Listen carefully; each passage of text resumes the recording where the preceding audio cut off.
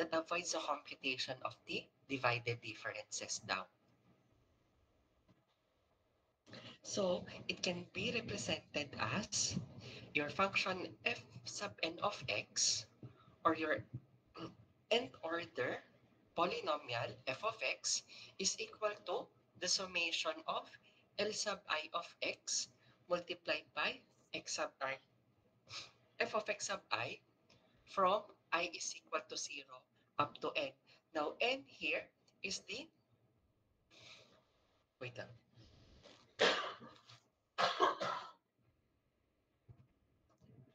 Well, n here is the order of the interpolated polynomial we want to solve for. So that would depend on the number of the data points or discrete data points that were given or that was given into the problem. So again pa rin, kung ilan daw yung data points, edi n plus 1 daw yung ating gagamiting data points. So, meron ditong nakalagay na L sub I of x. Now, this L sub I of x is called or are called the cardinal functions. So, ano ba daw yung sinasabi nating cardinal functions? Kasi itong f sub I of x, this would be the given function to us, or kung ano man daw yung sinosolve nating function.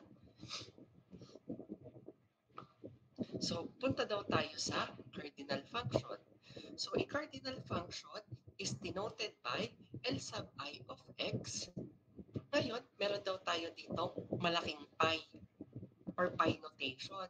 So, in pi notation, or L sub I of x, or the cardinal function L sub I of x, is equal to the pi notation of x minus xj all over x sub I minus xj. Ngayon, there are two conditions. First condition is where j is equal to 0 and your j is not equal to your I up to and down.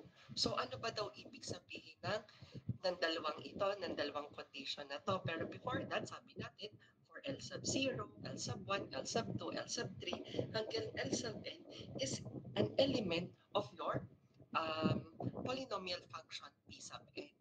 Yan daw.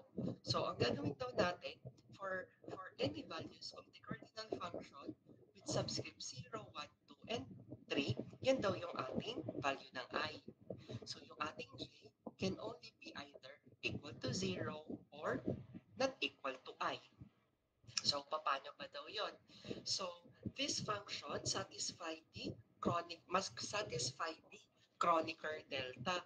Sabi daw dito, if L sub I of x is a function that equals to 1 at x is equal to x sub I, and 0 naman at all other data points. Ibig sabihin daw nun, kung yun daw ating x is equal to x sub I, ayan, itong value ng x na x, actually x sub j dito. Yung ating x sub j is equal to x sub I, that would be equal to 1 and 0 for all other data points. So each term L sub I of x, f of x sub I, contributes to only the value of x sub I. Ngayon, ano ba daw itsura ng Kronecker delta na yan?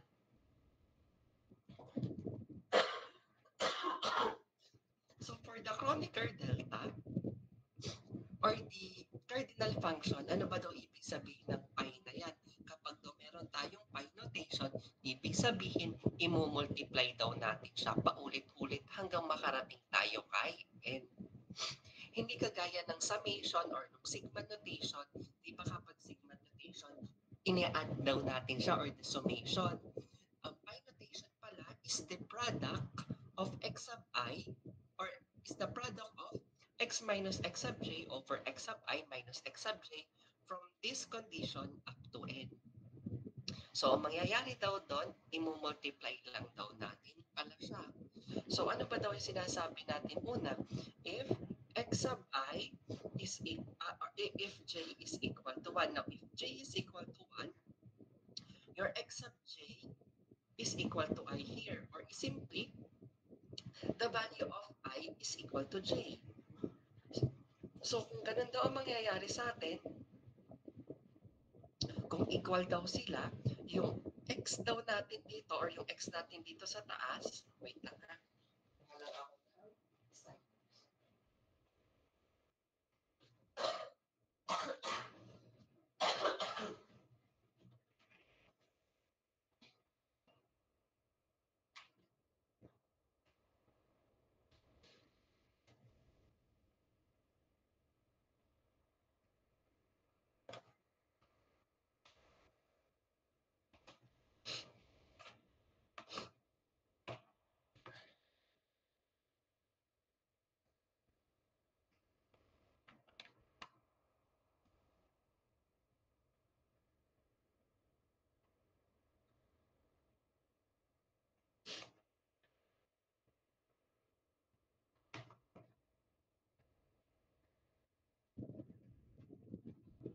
Ayun.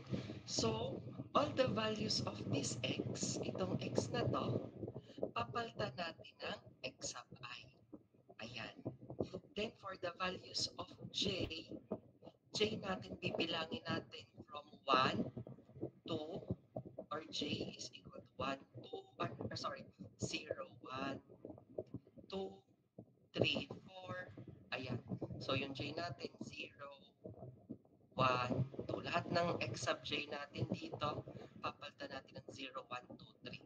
So, anong mapapansin ninyo? So, yung numerator natin magiging x sub I minus x sub 0 all over x sub I minus x sub 0. Since sabi natin dito, lahat ng x natin papalitan, or lahat ng x sub I natin papalitan natin ng x sub j. So, ito, magka-cancel, magiging 1 na lang siya. Then, let's continue. For the value of x, magiging x sub I siya. Yan na lang. Ito, 1 din. Ito, 1 din. Ito, 1 din. So, sabi ng Kronecker delta, 2 values lang daw naman yon. It's either 0, it's either 1, for j is equal to I, at yun namang isa ay, kung hindi naman daw siya, if j is not equal to I. Ayan. Kasi kung babalikan natin dito, siyempre, from j is equal to 0 up to n, hindi ibig sabihin nun 0, 1, ay, nawala yung 1 pala dito. 0, 1, 2, 3, 4. So, dito naman daw, if x sub j is equal to I naman daw, let's say, a value of any x sub k, kasi hindi nga daw siya equal to I. Para mapalitan lang natin to ng j ng any value. So, yung ating x, here, manggagaling daw siya kay x sub k. So, papalitan natin ng x ng x sub k. Ayan. And, yung ating x sub 0, j, is from 0 up to n. So, 0 up to n siya. So, meron tayo x sub 0 here, x sub 1, tapos meron pa yung x sub 2, x sub 3, x sub 4, hanggang may makita daw tayong x sub k minus k. So, whether any case daw, siyempre ito magre-result daw to kay 0. So, ang mangyayari dyan, kahit ano man daw makuha natin dyan, kung meron daw tayo dito na value na 0, anything that will be multiplied with that would be equal to 0. That is the Kronecker delta.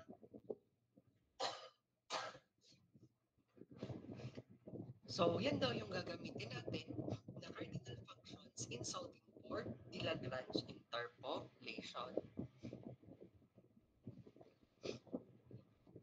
So, paano ba daw natin siya gagawin?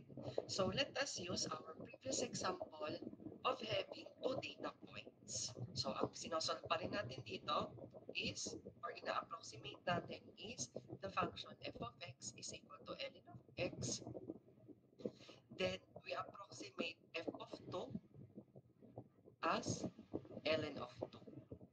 So, given these data points, 1, 0, and 4, 1.38629, dyan tayo daw magsisimula. Then later on, we'll compare this, compare results using the divided difference.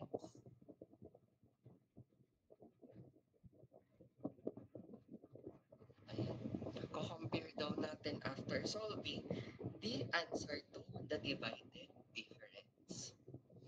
So, yung divided difference natin, pwede daw natin kunin sa linear interpolation.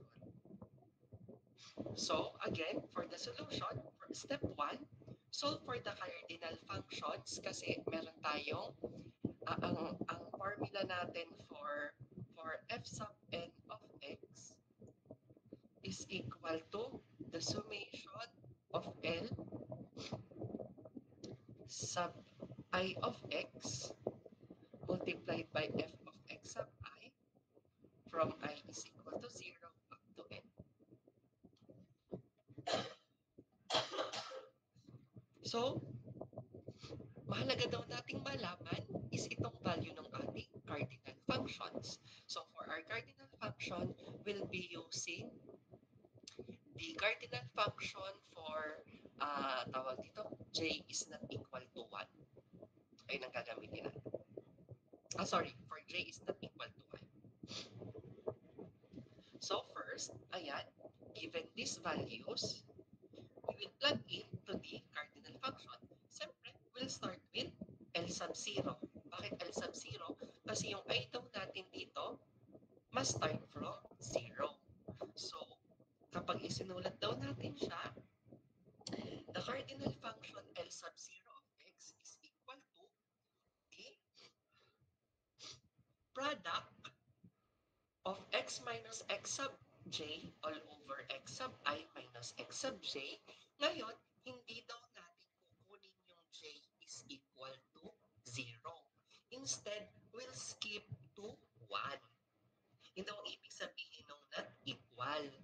So, kung ang, di ba ang value natin dito is Li of x. So, kung ang I natin is equal to 0, for the first cardinal function, we will be skipping the value of 0. Nagkakaintindihan ka? Susundan ako. Isi-skip daw natin yung part na may 0 for the first solution.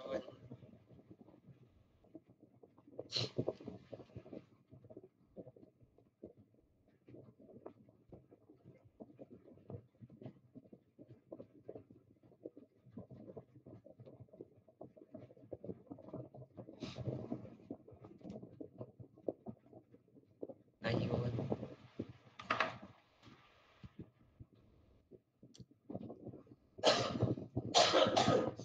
Sorry ha.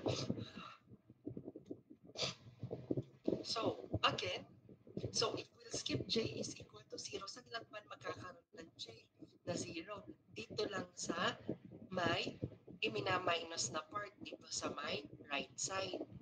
So, all the values of these will be replaced from 1 to 1. And natin is equal to 1. Di 1 to 1 lang. So, sasabihin lang natin is x minus x sub 1, ito yung j natin, all over x sub 0 minus x sub 1. Kasi bakit daw ito naman x sub 0? Kasi ito x sub I. Ang x sub I natin for the first cardinal function x sub 0 of x is equal to 0. O dito ang I natin ay equal to 0 at ang j ay equal to 1 only. So, isa-substitute natin siya dito sa ating cardinal function. So, saan ba daw manggagaling yung x sub 1, x sub 0, and x sub 1? Manggagaling daw yon dito sa ating given data points. Wherein x sub 1 is equal to 1, and x sub 0 is equal to 1, and x sub 1 is equal to 4. Then, we will plug in that into the value of L sub 0 of x. Therefore, L sub 0 of x is simply x minus 4 all over 1 minus 4. So, makukuha tayo x minus 4 all over 3. This is the first value of our cardinal function L sub 0 of x.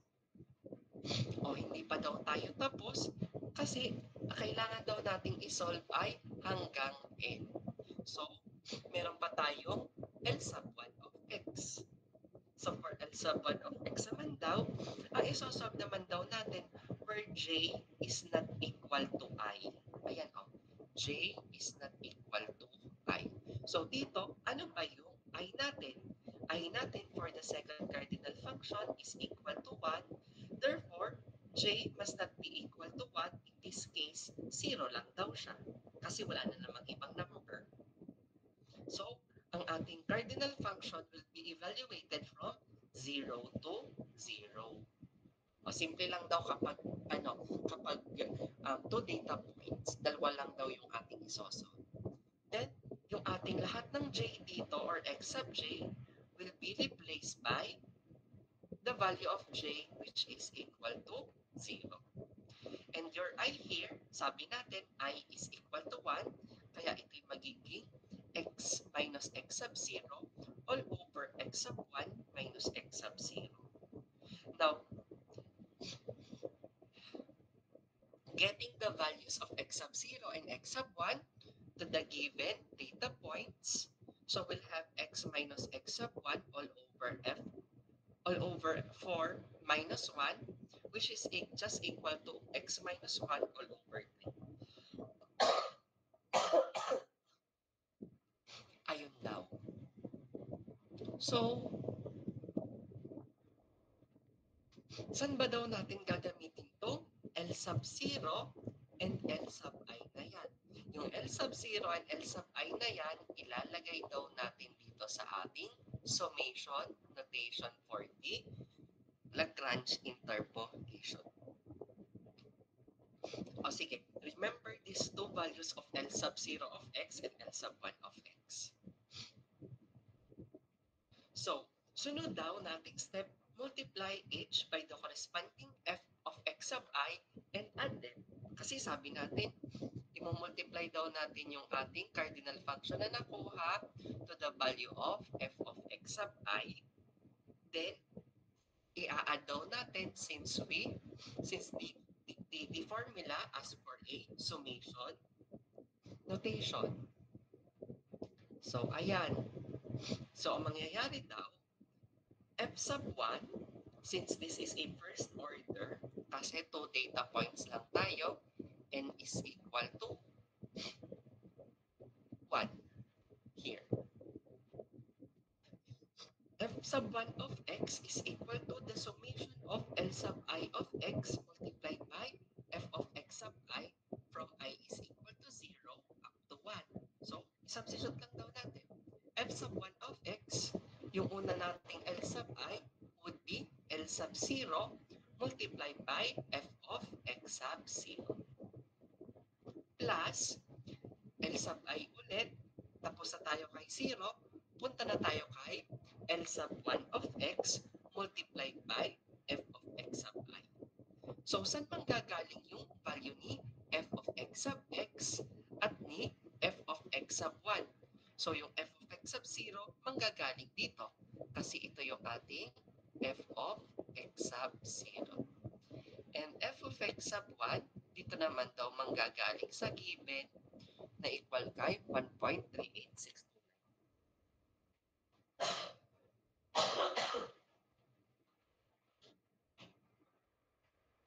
Nasusundan pa ako. Sige ha, kapag may tanong, pwedeng magtanong. So, using the values or using the cardinal function L sub 0 of x and L sub I of x, imumultiply lang daw natin yun dun sa f of x sub 0 and f of x sub 1 respective. So, ito, magiging 0 naman to. Then, we'll just multiply this to this. Ayan, i-distribute lang natin siya. And if we simplify that, f sub 1 of x is equal to 0.46210 x minus 0.46210. So, ito, this should be same as the linear interpolation.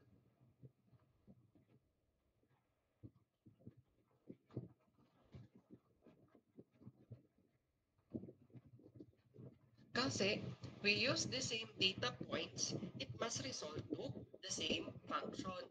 Kasi sabi natin, unique daw siya, pero sa set of data points na binigay. So, let us compare whether parehas nga ba siya or hindi. Saglit lang. I-share screen ko na nga lang po.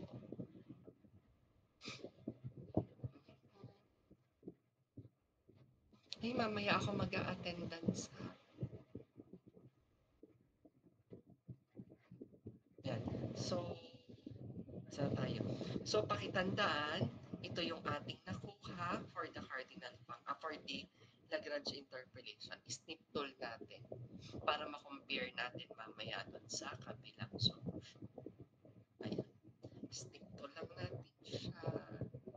Then, let us compare to... Actually, yung yung linear interpolation that is the same as the Newton's divided difference. Hanapin ko lang siya.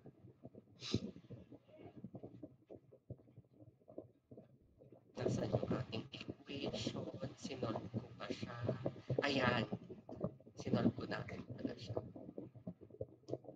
Copy ko lang muna ito. Paste it here. Takloban ko tong isa.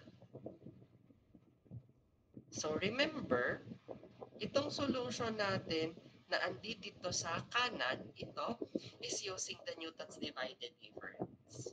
Ito yung Newton's divided difference natin kung matatandaan nyo. Yung B sub O at B sub 1. And comparing daw our solution, this is for 6210, this is for 621098. Pero if we round off these values to this point or dito sa may 0, we'll get the same answer. Tama ano? Makakakuha tayo ng same solution. Same lang yon. So, dapat same daw yung makukuha nating sagot.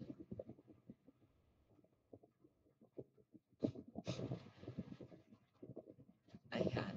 That is for the first Lagrange or for the first order Lagrange interpolating polynomial.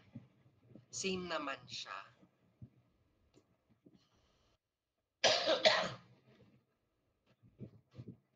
So, lastly, solve for the approximate value of ln of 2. E di ang gagawin nyo lang, i-substitute nyo daw si ln of 2. And still, we'll get a percentage error or true error of 33.33%. Okay. Yung ln of 2 natin is approximated as 0.46210.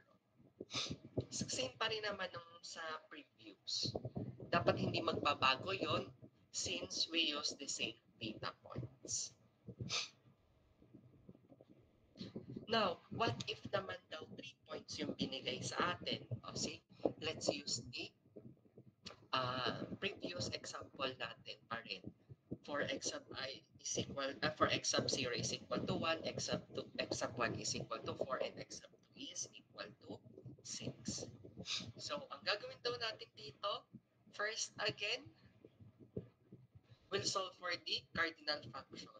So, ito yung ating cardinal functions. Ayan. And ito yung ating given set of data points. So, this is x sub 0, x sub 1, x sub 2. Itong sa kabila, this is f of x sub 0, f of x sub 1, f of x sub 2. Yan. Since 3 data points tayo, ilan nga or ano daw ulit yung ano natin? Kung ito ay 3 data points, ano daw makukuha nating order ng polynomial para sa given data points na to? Ilan daw yung ating n?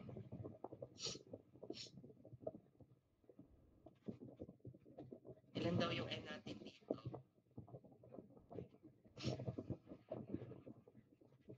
Anyone? Ilan daw? Hindi makapagbukas ang mic, pwedeng mag-chat. Nababasa ko ang chat dito. If 3 data points, what is the degree of the equation daw? Sorry, what is the order of the equation?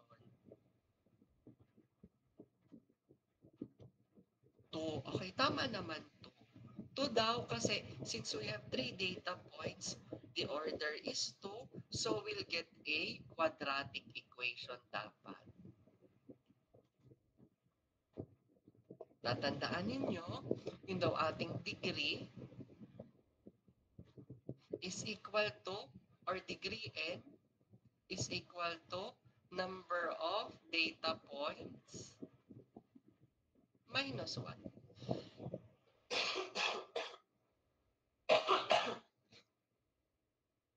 Ayun daw siya. So dito, for the cardinal function, magsisimula ulit tayo kay j is equal to or not equal to 0 or j is not equal to I. O, ang I natin naman dito ay equal to 0 again.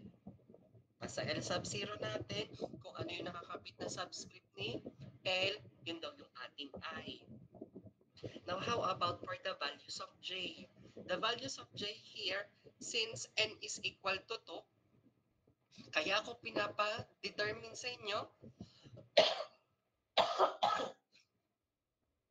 yung ating N or yung degree kasi gagamitin natin siya doon sa cardinal function dito. Doon natin malalaman hanggang kailan tayo kukuha ng solution for the cardinal functions. So dito, since N is equal to 2, o dito daw ang ilalagay natin dito. Maliwanag ha? So dapat alam nyo daw kung paano malalaman yung degree of equation given daw yung set of data points. Tatandaan, lagi siyang n minus 1. So, ayun. So, dito, if I is equal to 0, yung j naman natin would be equal to 1 and 2. Kasi isi-skip natin yung j is not equal to I. So, here, magsa-start ako kay x minus x sub 1 all over x sub 0 minus x sub 1. Hindi nyo daw isasama yung merong j is equal to 0 for the first cardinal function. And since meron pa akong j is equal to 2, i-extend daw natin up to x minus x sub 2 all over x sub 0 minus x sub 2. Then, ayan. Substitute the values of x from the given data points. So ito, isinimplify ko na lang yung sagot. Alam ko namang marunong kayong mag-simplify. Don't you worry, after we discuss this, I'll give you the PowerPoint presentation. Ito, sinimplify lang. Nag-FOIL method lang ako dito. Tapos ito, doon. Tapos ito dito. Ito doon. Ayun. Tapos all over, this is negative 3 minus negative 5, so we have positive 50. That's for the first cardinal function. So for the next cardinal function naman natin, your I is equal to 1 and your j must not be equal to I. So for the value of j natin, this should be equal to 0. We'll skip 1 kasi yun ay equal to I. Diretso na agad tayo kay 2. Nakakasunod. Okay. So, ang gagawin ulit natin, isa-substitute natin yung j and I. Your I is equal to 1 and your j is equal to 0. Dito naman, x is equal to, j is equal to 2. Ayan.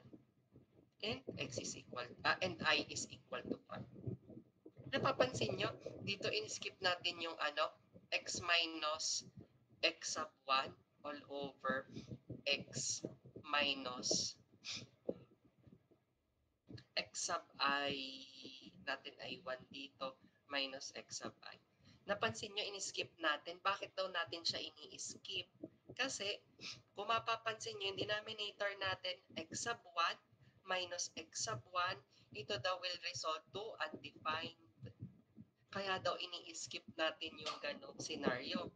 Same as this one, x minus x sub 0 all over x sub 0 minus x sub 0.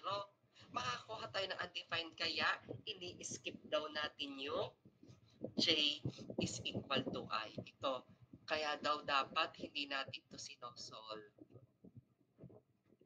Ini-skip natin.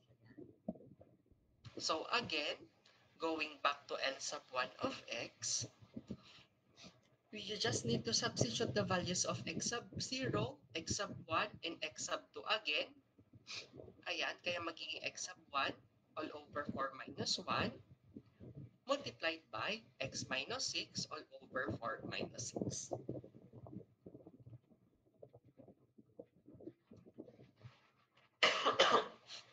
So, simplifying daw natin ito,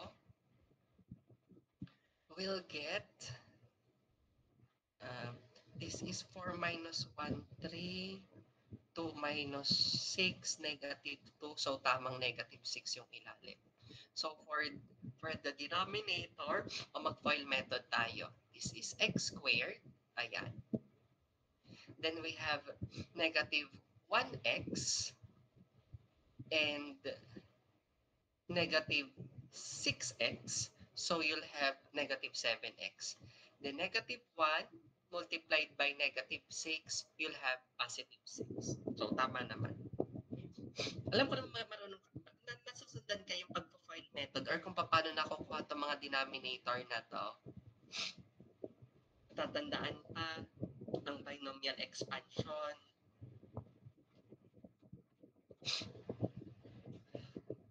Uy, natatandaan nyo pa ka? Sige ha. So next, hindi pa daw tapos kasi hanggang 2 daw. So dapat daw 3 yung cardinal function. Ito ang tatandaan ninyo. The number of data points here will determine the number of cardinal functions you want to solve. Sige, balikan ko muna yung isa. From the previous example, ayan, we have two data point or two sets of data points. Wala. Ayan. We have two sets of data points and you notice that the number of cardinal function we solve is also the same as the number of set of data points. 2. Ngayon, pagdating daw doon, wait lang.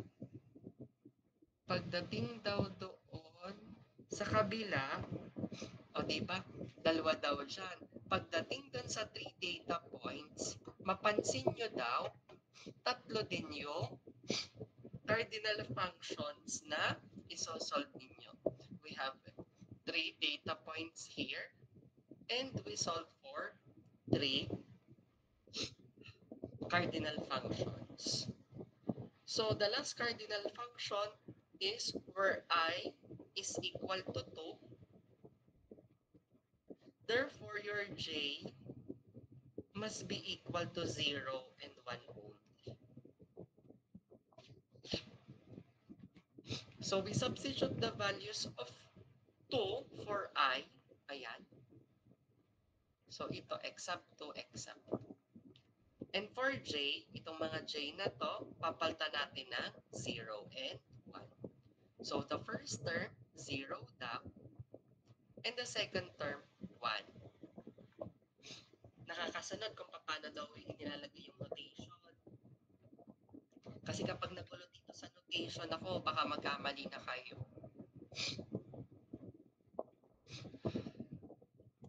So again, we substitute x sub 0, x sub 1, and x sub 2, and we should be able to get this function for L sub 2 of x. X squared minus 5x plus 4 all over 2.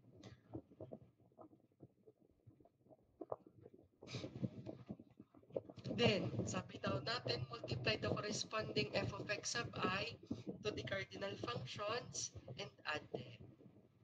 Ayan. So, dito, hahaba lang daw siya. Magiging L sub 0, L sub 1, hanggang L sub 2 na to. Ay, sorry. Since this is n is equal to 2, dapat ito daw ay 2. Hindi ko napaltan. Dapat 2 daw yan. So, ayun daw siya. So, again, from the previous, kukunin daw natin yung ating L sub 0 function, L sub 1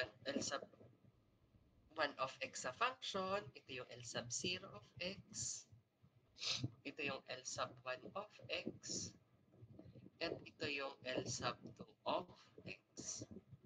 So again, ito, kasi nakamultiply ito sa kaisip, hindi sa lahat ng pagkakataon, baka sabihin nyo, ay yung L sub 0 pala laging nakamultiply kay 0.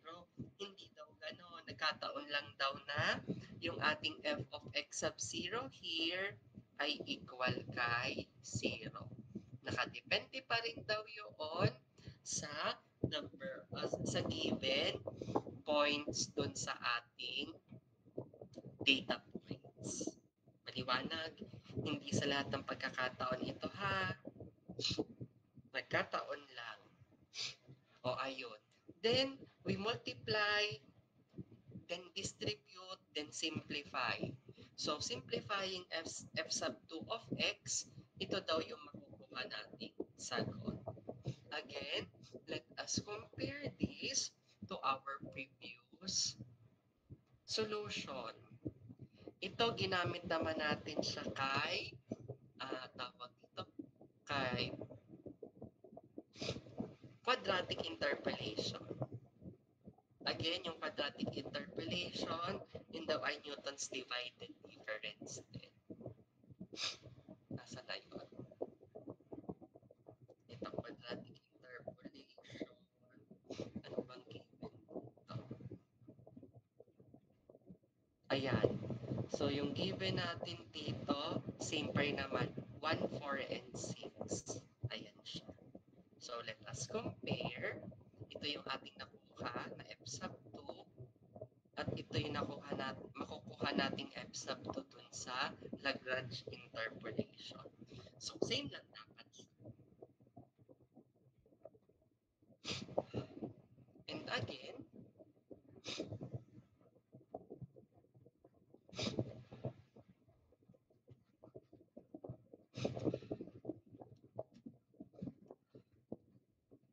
ay, mali yata yung aking ano dito.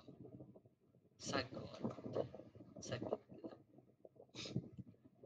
May mali ako sa solution. Hindi ko napalitan.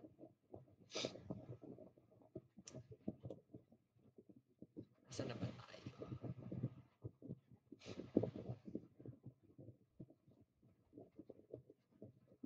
Dapat pala 18.37. Hindi ko siya napalitan. Ito. Hindi ko napalitan to. Pati ito, hindi ko rin pala napalitan. This should be 0.56585. O, ayan. Well, anyways, this is just a matter of substituting 2 to the function f sub 2 of x is equal to this. Yan, sa-substitute lang natin daw yung value ng 2 dyan. So, we'll get the approximate value of ln of 2 equal to 0.56856. And if you want to get the true percentage error, that should be 18.37%. Now, not all the case that we can find the value of the percentage error. Dito, since we know the value of ln of 2, or we have a definite solution for ln of 2, we can get the percentage true error. Ayan.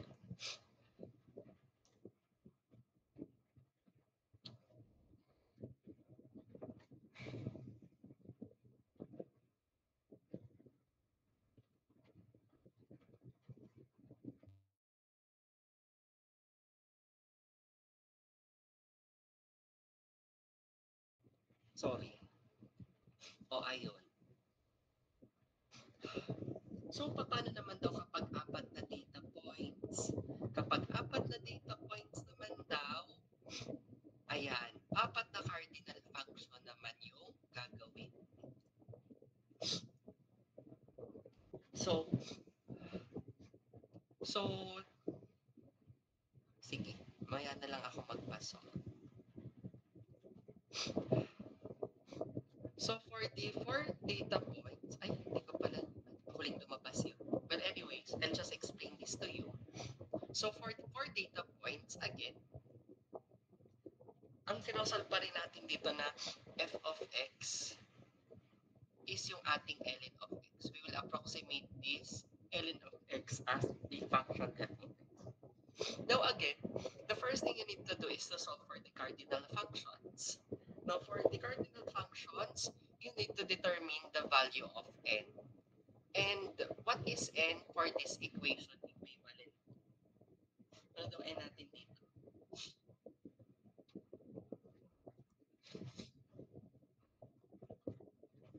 Yung n daw natin is equal to 3 daw. So we have 4 data points here. First data point, second, third, fourth.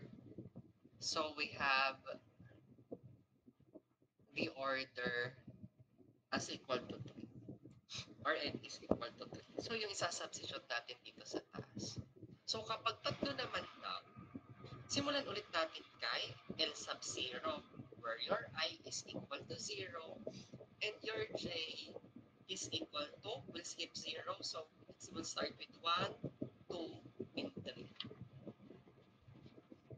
Again, we substitute the subscript with to its respective I and J. So we'll start with x minus x sub 1 all over x sub 0 minus x sub 1. Ayan. So sunod, yung ating I is equal to 0 pa rin. So we get x minus x sub 2 here all over x sub 0 minus x sub 2. Ngayon, madadagdagan kasi meron pa tayong j is equal to 3. So we'll have x minus x sub 3 all over x sub 0 minus x sub 3. Mali ako doon. Hindi siya dapat 4 hanggang x sub 3 na. So again, ang gagawin ninyo, you substitute the values of x sub 1 to x sub 3. So simplifying these values, ayan, makakakuha tayo nito.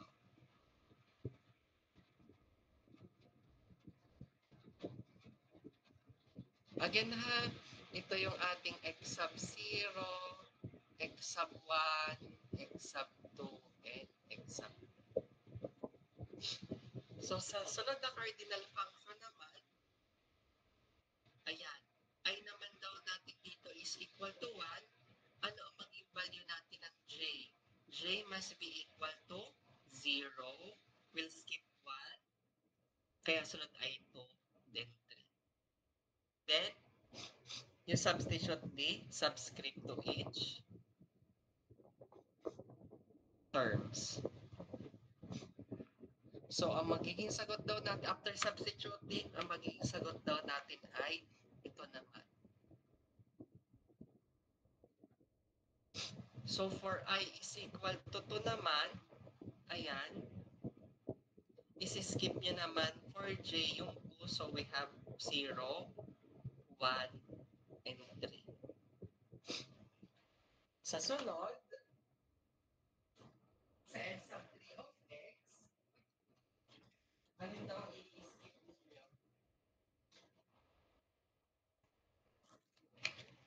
Dito naman daw, where I is equal to 3, where I is equal to 3, so J should be, J should be 0,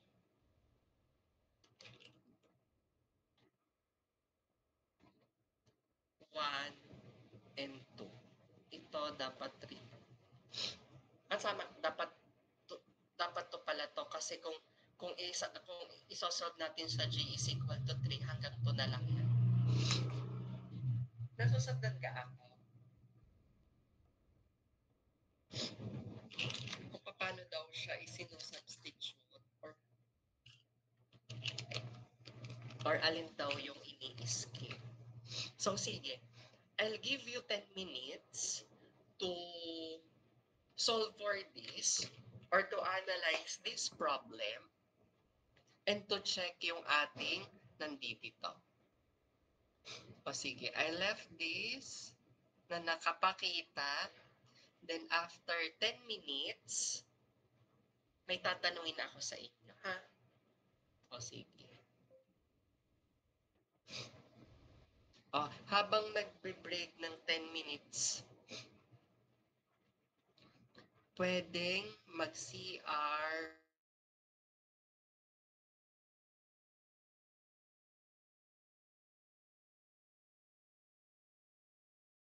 Pwedeng mag-CR, pwedeng uminom ng kape, pwedeng mag-inat-inat kung inaantok pa. Babalik tayo after 10 minutes.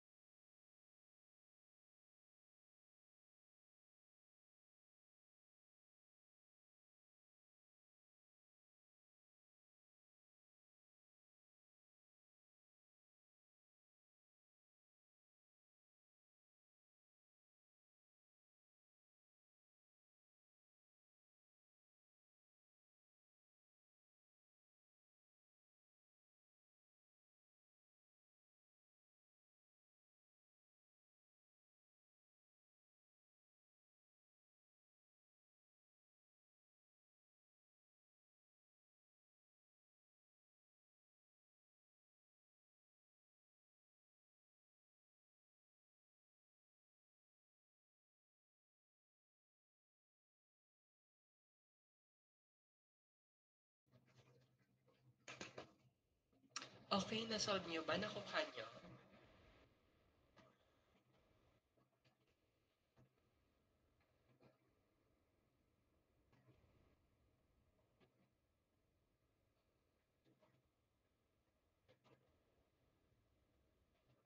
Nakuha nyo ba?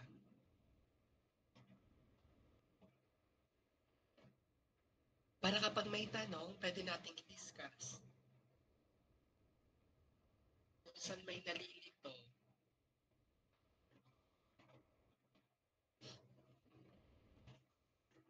Sino daw may tanong?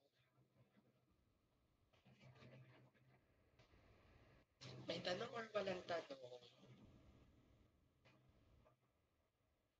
Thumbs up kapag nakuha ang sagot. Or nakuha itong mga value, itong mga cardinal functions na ito, naiintindihan.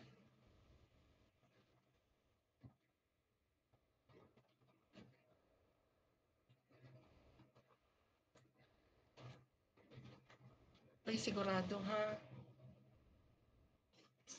Sige. After getting the cardinal functions, magpo-proceed naman tayo sa pagkuha ng interpolating polynomial. Again, we will multiply each cardinal function with your f of x. Now, yung f of x natin, manggagaling dun sa given, dun sa ating given set of data points. So again, this is f of x sub 0, f of x sub 1, f of x sub 2, and lastly, we have f of x sub 3. So, ayan. So, again, this is just a matter of simplification of the given function, multiplying yung ating f of x sub 0, f of x sub 1, 2 hanggang 3, dun sa ating nakuhang cardinal function previously. And if you can notice, this must be the same as dun sa ating nakuha from the Newton's divided difference. Now, sinasabi lang naman dito, with the Lagrange interpolating polynomial, we eliminate the solution of, or the task in finding the divided differences. So, ito medyo mahaba lang kasi puro multiplication. Yung namang tawag dito, yung namang ating divided difference, mahaba siya, pero subtraction, ito maiksi, multiplication, yung isa mahaba using divided differences. Ayun, yun ang pagkakaiba daw nila. So again, kung ito yung, since na-prove na naman natin from the previous two examples that using the same data points and using the Lagrange interpolation method, we can get the same solution. So itong f sub 3 of x, we can be sure na parehas din daw yung makukuha natin using the divided differences. So ayun. Ito, sa-substitute lang naman natin yung 2, kaparehas lang naman yun ng previous, and we'll be able to approximate ln of 2 equal to 0.62877. So dito, mapapansin nyo, sa pagdami ng data points, sa paglapit daw ng ating value dun sa ating solution. Kasi kung mapapansin nyo dito, our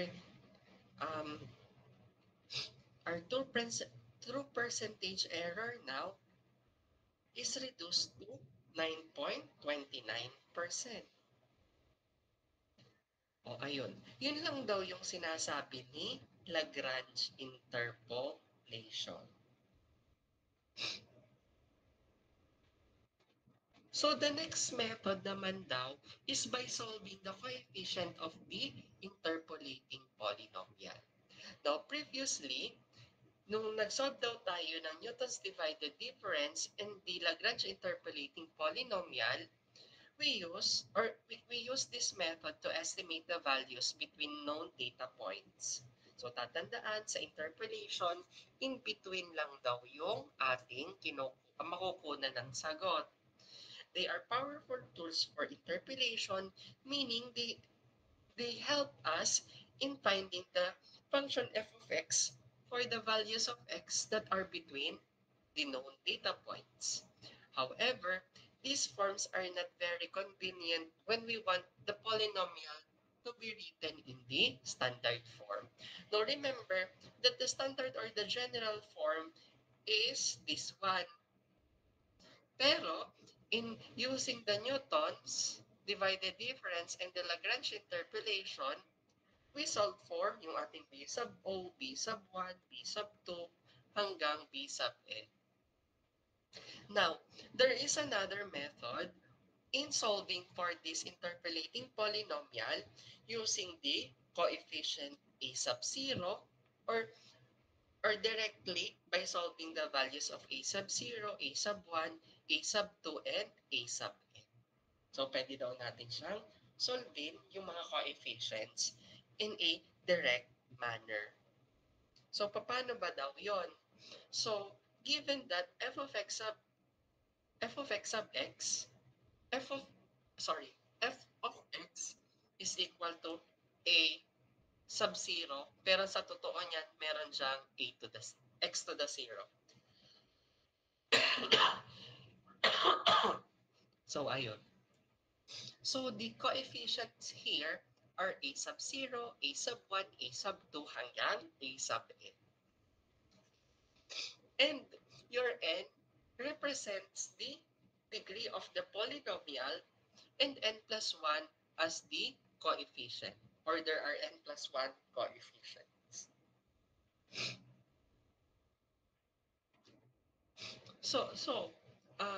In finding a quadratic polynomial, for example, so the general form of a parabola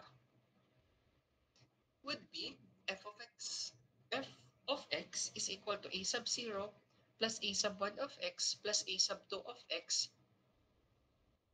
Sorry, a sub 2 x squared. Ayan, so we have a parabola here.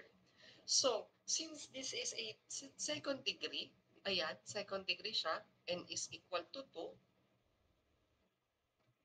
we need 3 sets of data points.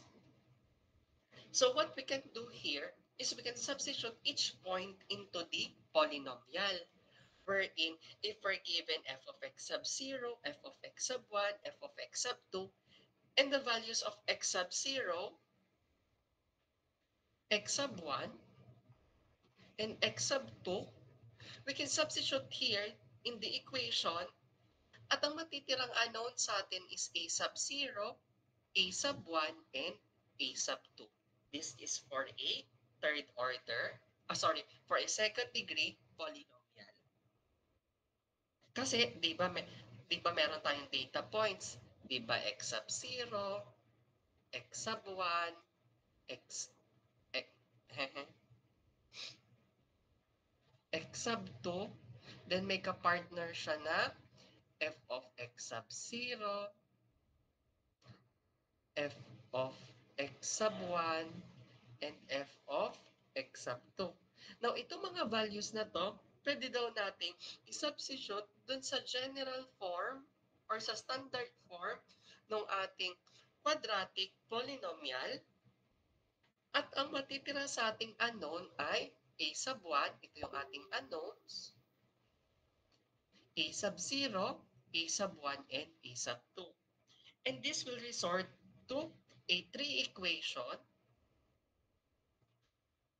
Kasi meron tayong equation 1, equation 2, equation 3. Kasi later on, if there are points given, ito mapapalitan ng value, ito mapapalitan ng value, ito din. Same as this x sub 0, x sub 1, and x sub 2. Lahat daw yan, mapapalitan ng value, depende daw dito sa given. And we have 3 equations, and we have 3 unknowns. So yung three unknowns natin, A sub 0, A sub 1, and A sub 2. So if we have these unknowns, we can use the Gauss-Jordan or the Gaussian elimination to determine the exact value of A sub 0, A sub 1, and A sub 2. O paano ba daw yun nangyayari? So for example, yun daw yung ating given values. Kasi sabi ko sa inyo, dapat meron tayong known data points. So for these known data points, since we're given three data points or three distinct or discrete points, we expect a second degree polynomial or a parabola. Again, the general form of a parabola is equal to a sub 0 plus a sub 1 of multiplied by x plus a sub 2 multiplied by x squared. So ang gagawin daw natin for all the values of x, papalitan daw natin ng given. So that, ayan, ang mangyayari daw, yung ating f of x sub 0, lahat ng x sub 0 na yan, papalitan daw natin ng values nito at saka nito. So yung ating x sub 0 is equal to 0. Yung ating f of x sub 0 is equal to 0. And your f of x sub, and your x sub 0 is equal to 1. Kaya pinalitan daw natin siya lahat ng 1. Nasusundan are? Nasusundan ka? Kung bakit nagkagayon? O sige, that would be our first equation. For the second equation, papalitan naman daw natin yung ating f of x na to, lahat ng x sub 1. Ayan. So magiging, yung f of x sub 1 natin is 1.38629 and the value of x sub 1 here is 4. Again, this is x sub 0, x sub 1, x sub 2. Hanggang makakuha daw tayo ng third equation, papalitan naman daw natin siya ng f of x sub 2 at x sub 2. So simplifying, ito daw yung ating 3 equations, 3 unknowns. Ang unknowns natin is a sub 0, a sub 1, and a sub 2. Saglit lang ha.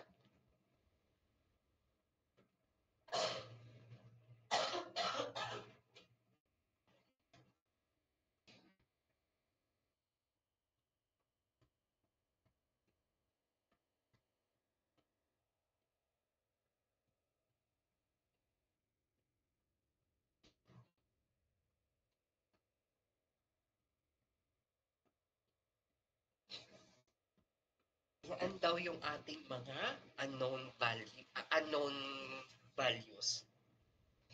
So again, ayan, you can use the Gaussian elimination method to obtain the following. Yan daw yung makukuha natin using Gaussian elimination. O let us prove kung yan nga daw ang makukuha. Pa tayo mag-escape.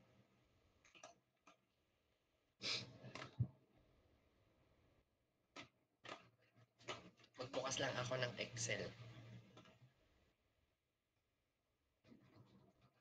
Or you can just use your calculator to solve for the values. Ako kasi, ang gagamitin ko yung aking Excel.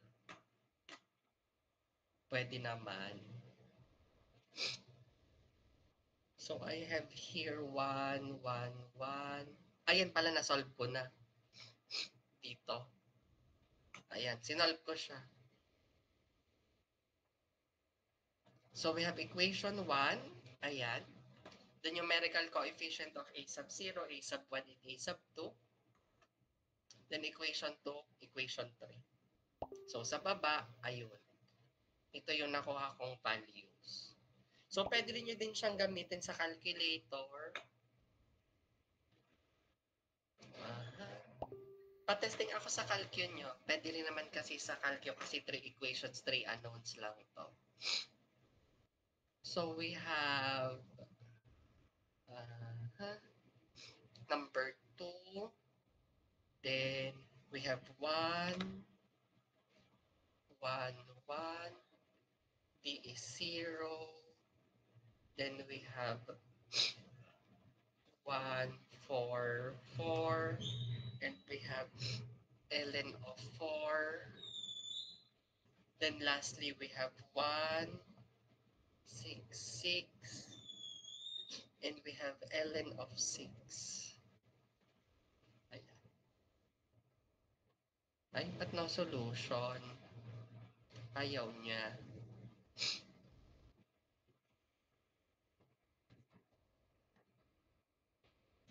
Saglit lang.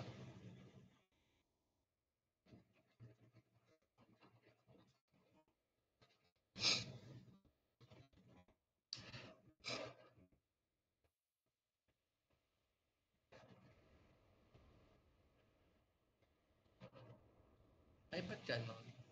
Wait lang. 5.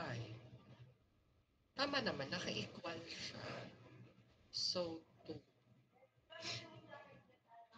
Hindi na kasi ako sanay gumamit ng calcu. So, 0. Then, 1, 4. Sorry, 16 pala. Kaya pala ako mali. Kasi pala naka-x squared nga pala to. So, dapat 16. Then pala ako mali. ln of 4. Then 1, 6, 36. ln of 6. Ay, kaya pala ako mali. So, ayun. 6 point, negative 0.66956. Ayan. So, ayun. Tama naman yung nakuha ko. Tama din yung nakuha ko sa Excel. So, ayun. So, 3 equations, 3 unknowns. Ganun lang daw siya. Pero kapag 4 equations, 4 unknowns na, so yung ibang calculator, pwede mag-solve. In any case, marunong daw kayong mag-solve ng system of linear equations. Kaya itinuro yon from the previous topics. Okay. So again, the second interpolating polynomial can be expressed as ito daw. So, basta na yun. Alam, ganito ko. Ayun. So, ito daw yung ating interpolating polynomial. Let's see nga if this is the same. Ayun, the same naman. Negative 0.51787 x squared plus 0.7214 minus 0.06695. So, parehas lang. That's another way of solving the interpolating polynomial given the equation. So, I'll skip this number. Ito yung ipapagawa ko sa inyo later. Then, punta tayo sa inverse interpolation. Ay, sige. I-discuss ko lang. Mabilis lang naman ito. Iba na yung ipapagawa ko sa inyo. Dito, we have 4 points. So, pag 4 points, we have 4 equations, 4 unknowns. Ang gagawin nyo lang ulit dito, you substitute all these given points for x sub 0, x sub 1, x sub 2, and x sub 3. Then yung f of x sub I, dito daw sa sagot. Upon substituting daw, ayan. Ang nangyari lang, ganito ay itsura niya.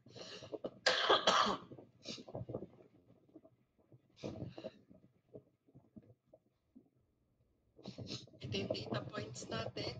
Then we substitute in with x sub 0, x sub 1 for the second equation, x sub 2 for the third equation, and x sub 4. Then, solving daw using 4 equations for unknowns, i-check nyo na lang mamaya. Ipapadala ko naman itong lecture. Okay, check nyo na lang yan. Pero ito, same din to dun sa nakuha natin on Lagrange interpolation and Newton's divided difference.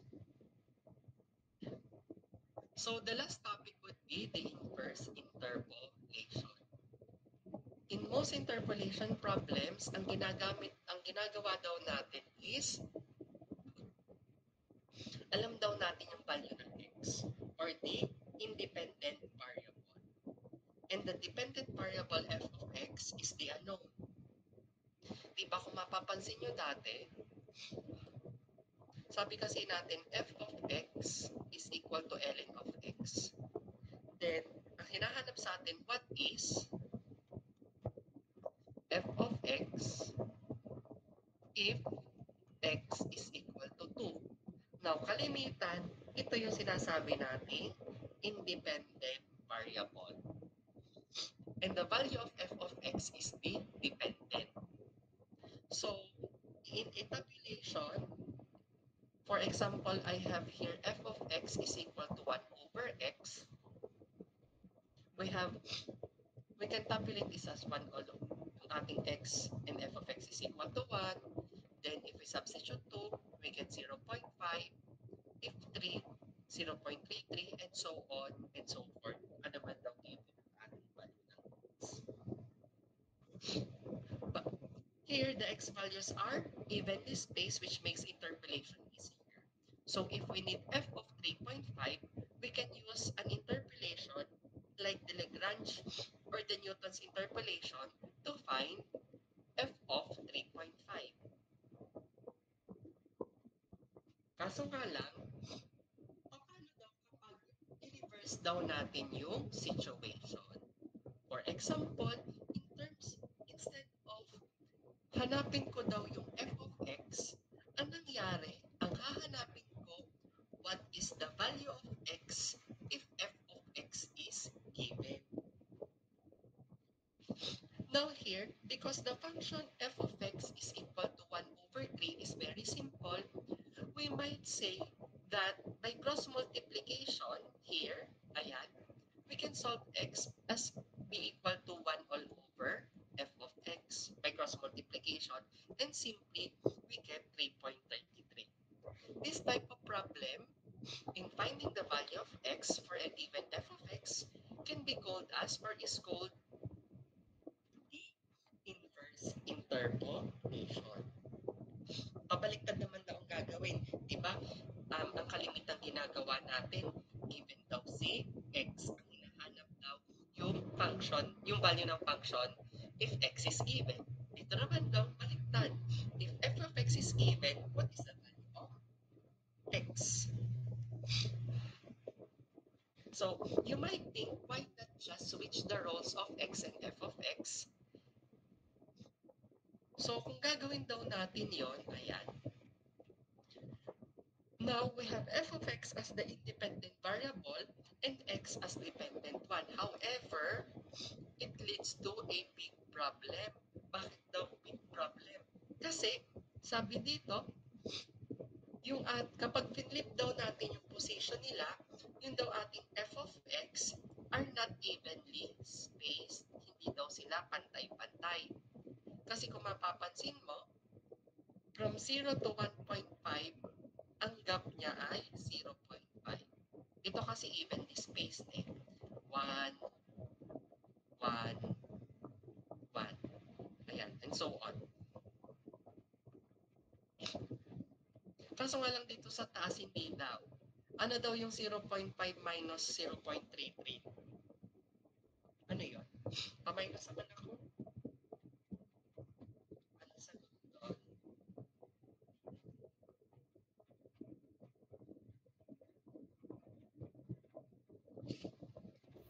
0.1667 po, sir. Sige, 0.1667. How about this 2? Anong space nito? 0.33 minus 0.2.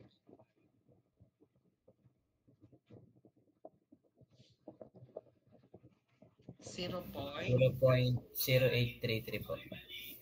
Sige, thank you. Tapos ito, 0.05. and so on. Papaliit siya ng papaliit, di ba? So, hindi daw kasi siya evenly spaced. Mahirap daw mag-interpolate ng ganyan. Ayan.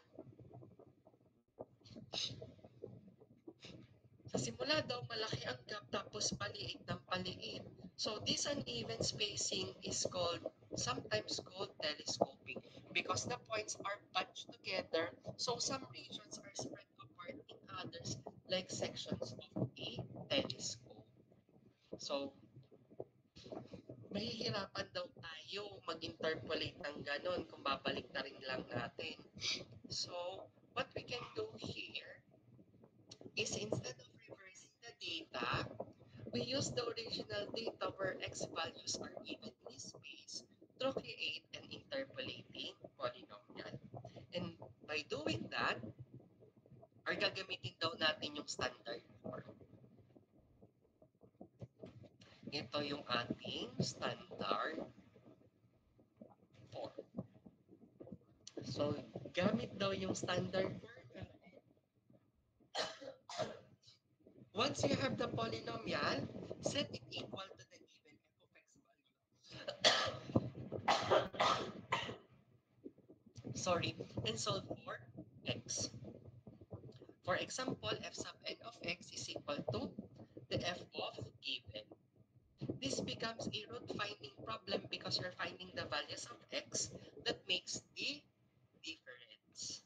So, mangyayari daw dito, f sub n of x minus f given is equal to 0. In other words, the inverse interpolation reduces to finding the root. Yun lang naman daw pala ang ibig sabihin ni inverse interpolation. We need to find the root. Kasi actually, if we solve for x, di ba? Kung matatandaan ninyo, if we solve for x, this x is simply the root of the equation. Ayun, ganun lang daw ang gagawin natin. Ito daw yung general formula. F of x minus f sub n of x, ito yung ating interpolating polynomial, minus f of x na given. Ito yung given natin. For example, ayan. So we interpolate the values of 1 over x. Actually, this is 1 over x from our previous data sets. Now, we can use the Newton's divided difference in finding the Newton's interpolating polynomial. Kasi, as mentioned a while ago, we need to find f sub n of x. This is the interpolating polynomial minus f of x given is equal to 0. So, using the Newton's divided difference, ayan, given daw yung 2, 3, and 4. Then for f of x, we have 0.5, 0.333, and 0.25. So for the first order, for the first divided difference, o di, ito, 0.333 or x sub 1 minus x sub 0 all over, sorry, this is f of x sub 1 pala, minus x sub 1, all over x sub 1 minus x sub 0. That is the first divided difference. So dito sa pangalawa, ang ano naman natin is x sub 2 minus x sub 1. Sorry, lagi na akong x sub 2. Dapat ay f of x all over x sub 2. May minus dito ha. Minus x sub 1. Yun lang yung ating divided difference for the first order. For the second order or the second divided differences, yung solution naman nito. So we have f of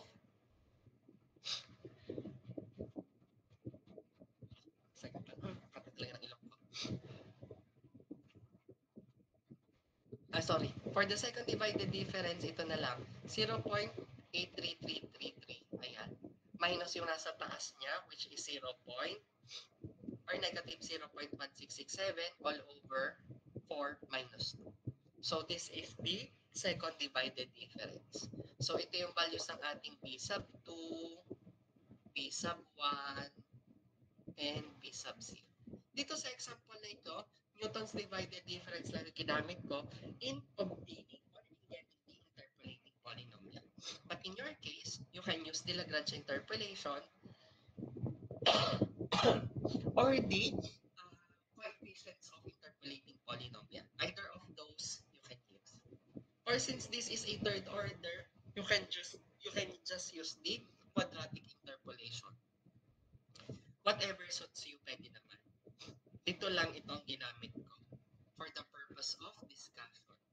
So, ang mangyayari dito, again, for the solution of the Newton's divided difference, ito yung makukuha natin. Simplifying for the approximation of 1 over x. So, after getting this, sabi daw kasi, ima-minus daw natin yung given p of x. Ito yung given. So, our equation now, kasi sabi natin, f sub n of x minus f given is equal to 0. So, ang gagawin lang daw natin, yung given daw natin sa na hinahanapan ng value ng x, ima-minus daw natin dun sa f of x. And the rest is just getting the value of the roots. So, what you can do is you can just,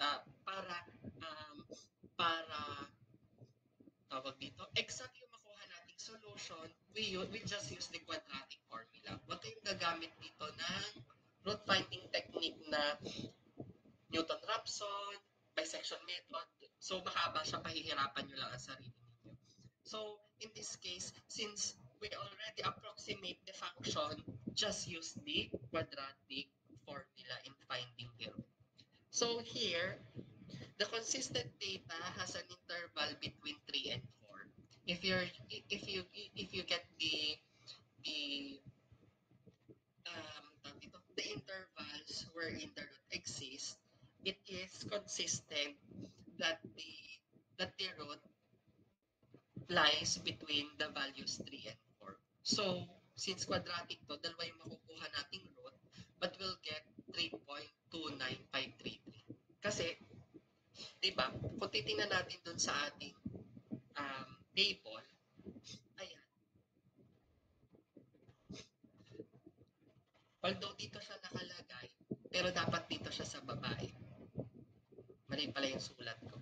So, the root is really in between 3 and 4. Malayo naman sa 4 and 5. The nearest would be 3 and 4. So, therefore, mali yung pagkakasulat ko dito pala. Sorry. Iayusin ko na lang muna ngayon. So, the data points must be mali yung pagkakalagay ko eh.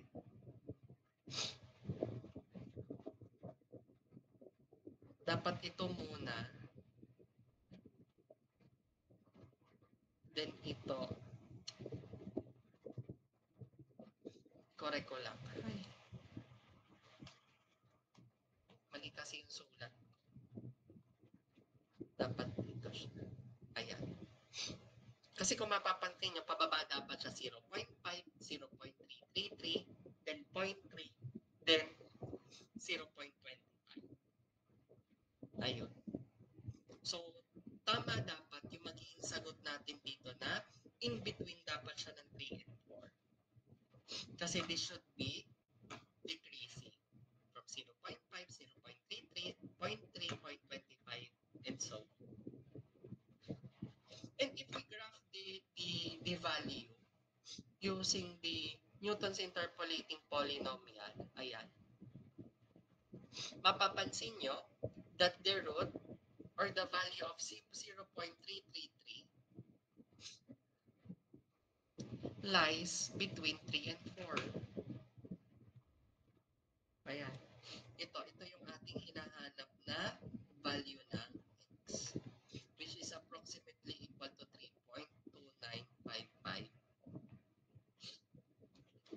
Ayun lang siya.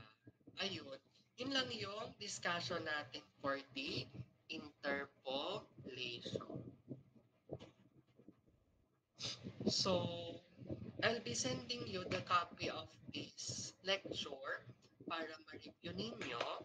But for the meantime, since mahaba pa yung oras natin, and at the same time, bukas, I won't be, we won't be having any online online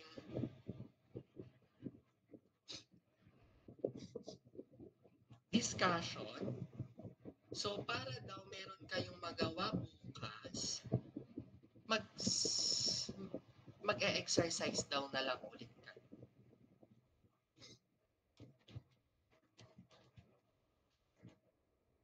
Para daw makapag or ma-check daw ninyo kung meron pa daw kayong tanong or clarification. Wait lang, hanapin ko lang yung interpolation. Ay, bakit pa ako nandito sa ilalim? Ulit. Simula tayo sa taas. Page 363.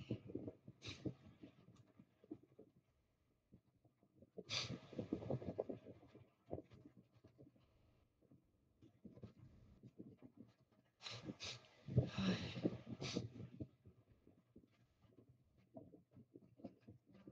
nasa na tayo?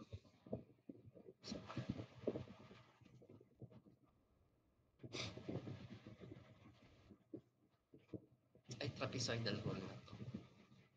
Sobra na.